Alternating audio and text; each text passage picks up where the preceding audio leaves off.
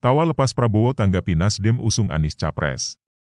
Jakarta, Ketua Umum Partai Gerindra Prabowo Subianto tertawa lepas saat ditanyai tanggapan terkait Nasdem yang mendeklarasikan Anies Baswedan calon presiden yang diusungnya di 2024.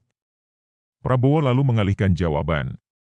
Momen itu terjadi usai upacara HUT ke-77 TNI di Istana Merdeka, Jakarta Pusat, Rabu, 5 Oktober 2022. Prabowo melakukan tanya jawab dengan wartawan. Tanya jawab itu diawali pertanyaan terkait tunjangan dan kesejahteraan prajurit TNI. Prabowo berbicara panjang lebar mengenai komitmennya menyejahterakan prajurit TNI. Namun, Prabowo mengungkap situasi sulit yang sedang melanda negara di seluruh dunia. Setelah itulah, Prabowo ditanya mengenai keputusan Nasdem mengusung Anies sebagai capres. Menteri Pertahanan ini lantas menjawab pertanyaan itu sambil tertawa. Prabowo lantas mengalihkan jawabannya untuk bertanya ke Nasdem.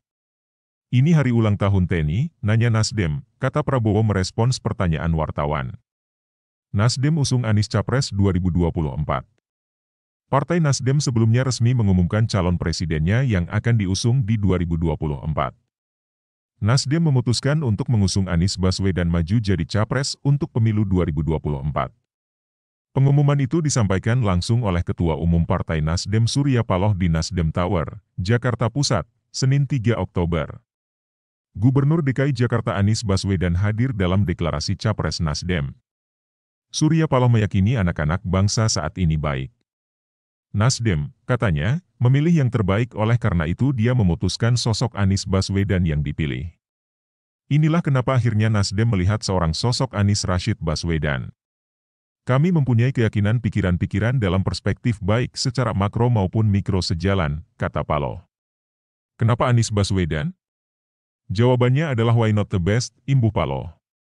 Dia meminta kader Nasdem mengawal niat baik Partai Nasdem dan Anies dalam pencapresan.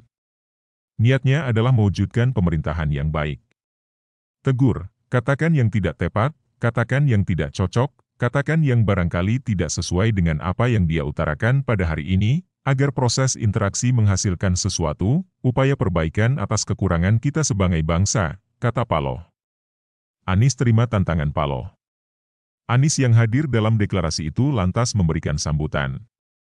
Dia menyatakan menerima tantangan itu. Dengan memohon ridho Allah dengan memohon petunjuk darinya dan seluruh kerendahan hati, Bismillahirrahmanirrahim, kami terima dan bersiap menjawab tantangan itu, kata Anies di Nasdem Tower, Jakarta Pusat, Senin, 3 Oktober 2022. Anies mengatakan dirinya siap melanjutkan apa yang telah dicapai pemerintah. Dia juga mengaku siap memperbaiki yang kurang.